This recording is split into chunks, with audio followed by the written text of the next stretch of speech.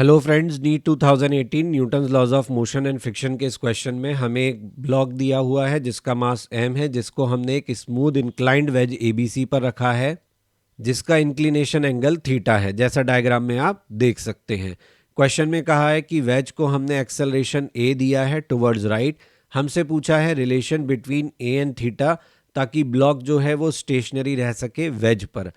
तो जो लोग मुझे नहीं फॉलो कर रहे हैं, मेरे चैनल को फॉलो नहीं कर रहे हैं, सब्सक्राइब नहीं किया हुआ है, उन्हें बता दूं कि मैंने ये 2004 के क्वेश्चन में पहले ही बताया था। 2004 में भी ऐसा ही सवाल आया था और मैंने तब भी कहा था कि आप ऐसे क्वेश्चंस के रिजल्ट्स याद रख लें, क्योंकि ऐसे क्वेश्चन जो हैं ये स्टैंडर्ड की तरह काम आते हैं। कई क्वेश्चंस में ये पार्ट की तरह इन्वॉल्व होता है और कई बार इसी को घुमाकर आपसे कुछ और पूछ लिया जाता है, और वैसा ही हुआ। यहाँ आपसे नॉर्मल रिएक्शन पूछने की बजाय ए और थीटा के बारे में पूछ लिया गया, बाकी पूरा क्वेश्चन सेम ही है। अब इस क्वेश्चन को करने के लिए सबसे इंपॉर्टेंट हिंट क्या है, वही जो मैंने 2004 वाले क्वेश्चन के सोल्यूशन के लिए भी कहा था कि सबसे पहले आप इसका एफबीडी बनाएं।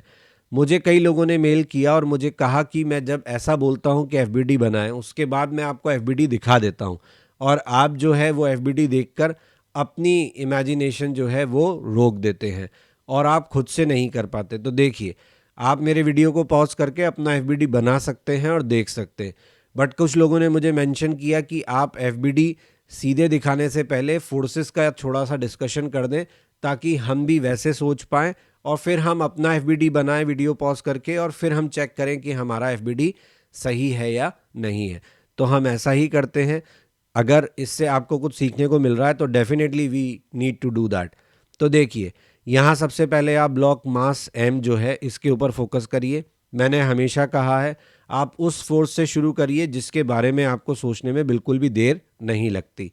m से शुरू करेंगे, मास से शुरू करेंगे, तो सबसे पहली चीज़ कौन सी दिमाग में आएगी? Gravitational force. ग्रेविटेशनल फोर्स लगाएंगे तो ग्रेविटेशनल फोर्स कैसा लगेगा? सीधे नीचे की तरफ। अब आपका सरफेस जो है वो इंक्लाइंड है, तो ये जो फोर्स नीचे की तरफ लगाएंगे, इसके दो कंपोनेंट आपको करने होंगे। एक इंक्लाइन के परपेंडिकुलर आएगा, एक इंक्लाइन के अलोंग आएगा। इंक्लाइन के केस में ग्रेविटेशनल फोर्स के ये कंपोनेंट आपको याद होने चाहिए, वो कंपोनेंट आप दिखा देंगे। इनमें से वो कंपोनेंट जो इंक्लाइन के परपेंडिकुलर आएगा, उसकी वजह से इंक्लाइन क्या हो रहा होगा? कंप्रेस। तो इंक्लाइन बदले में क्या देगा? ऑपोजिशन, यानी कि नॉर्मल। ठीक है। अब दूसरी बात क्या है, हमें कहा है कि ब्लॉक जो है वो वेज के रेस्पेक्ट में स्टेशनरी रहना चाहिए। वेज कैसा फ्रेम है? वेज आपका एक्सेलरेटेड फ्रेम है, यानी कि आपके एक्सेलरेटेड फ्रेम के केस में आपको कौन सा फोर्स लगाना पड़ेगा?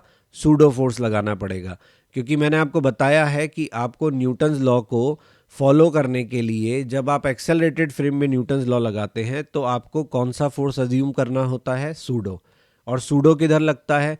जिन लोगों को सूडो के बारे में नहीं पता, वो मेरे चैनल पे सूडो फोर्स से रिलेटेड जो मैंने वीडियो अपलोड किया हुआ है उसे देख सकते हैं और अपना सूडो का जो कंसेप्ट है उसको क्लियर कर सकते हैं।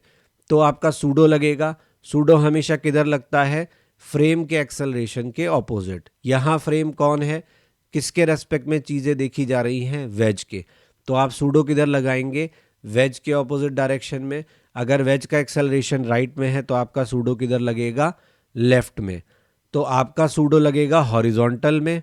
जैसे आपका ग्रेविटी वर्टिकल था तो दो कंपोनेंट आए, ऐसे ही आपका सूडो हॉरिजॉन्टल लगेगा तो उसके भी दो कंपोनेंट आएंगे।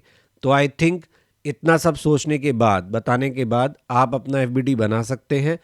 अब मेरा एफबीडी देखिए और देखिए मिला के कि आपने एफबीडी ऐसा ही बनाया है।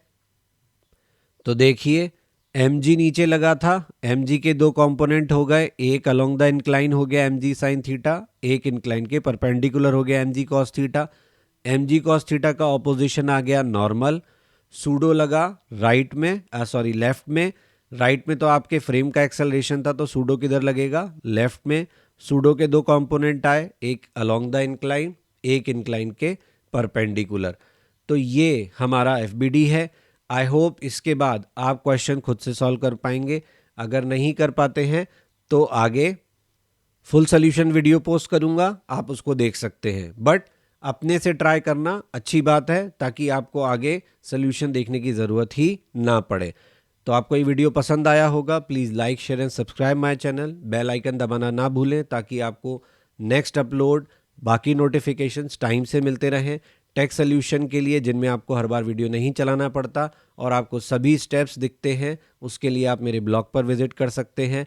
अगर मुझे कांटेक्ट करना चाहते हैं, जैसे मैंने आपको बताया कि कई लोगों ने मुझे कांटेक्ट किया और ये कहा कि एफबीडी बनाते वक्त मैं आपके साथ ये डिस्कशन करूं, तो आप भी मुझे मेल कर सकते हैं। फेसबुक पेज पे ज्वाइन कर सकते हैं, जहां टिप ऑफ द डे आपको हेल्प कर सकते हैं आपको क्वेश्चन सॉल्विंग में, और इंस्टाग्राम पर भी आप मुझे ज्वाइन कर सकते हैं।